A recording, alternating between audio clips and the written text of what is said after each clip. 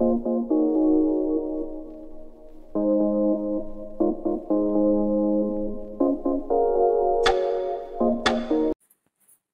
the difference between washing your hands, cleaning your hands, and sanitizing your hands? So I would go back and first try to explain two other words, which is cleaning and hygiene. Cleaning sense is all about removing the visible dirt and dust particles, whereas hygiene is more to do, hygiene is more to do with what is not visible. Now, if I have to give you some example, if you go ahead and just wash your hands for changing a wheel of your car, so your hands were all greased. So, you went, applied some soap and quickly washed your hands and it's all visibly clean. So you can say, hey, you know what? I washed my hands, so my hands are clean. Yes, that's correct. Are your hands hygienic?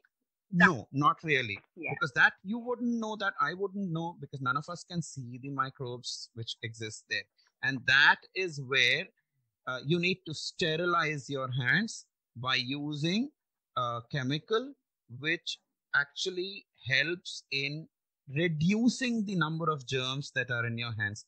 No sanitizer around can actually kill 100% of the germs. Like I said, even today, right, you and me, or all of us, whoever practices the highest levels of personal hand hygiene also, are carriers of these germs. True. The whole purpose is constantly fighting with them and constantly reducing the danger that they can pose to any one of us, or by getting transferred into another more susceptible human being, for that matter.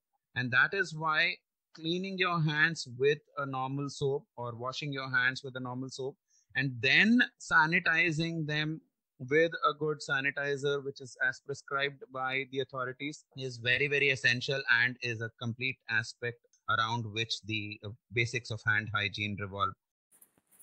What's the difference between washing your hands, cleaning your hands, and sanitizing your hands?